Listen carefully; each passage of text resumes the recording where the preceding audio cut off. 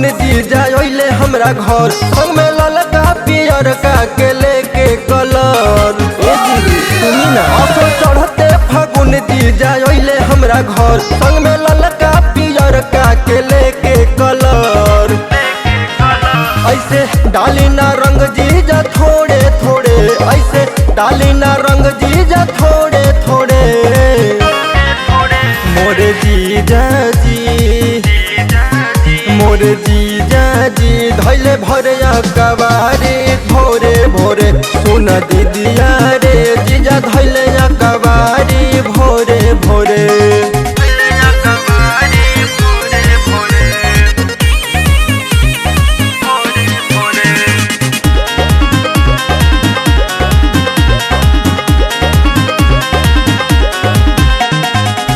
रंग दिहल गाल रंगले चोलियो भी साथ में, साया साड़ी लहंगा नसले जीजा आधी रात में।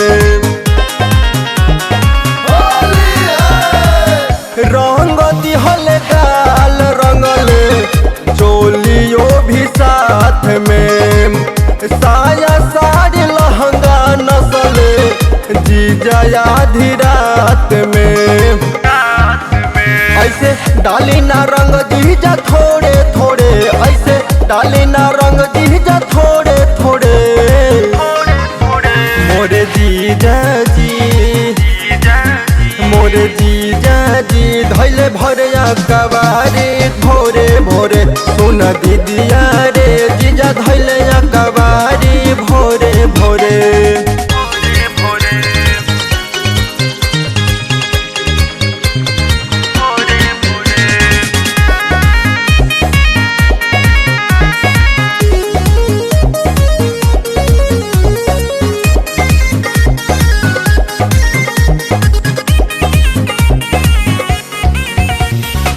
मोहटा पिचुकारी जीजा ले ले रहल हाथ में, रंजय राज दीदी अइले उनका साथ में।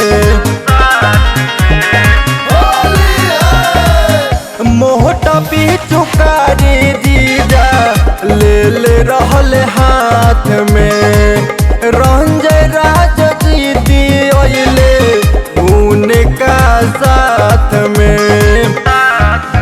रंगले मुना धीरज दहिया थोड़े थोड़े, रंगले मुना धीरज दहिया थोड़े थोड़े। मोरे जीजा जी, मोरे जीजा जी धैले भरिया कबारी भोरे भोरे। सुन दीदिया रे जीजा धैले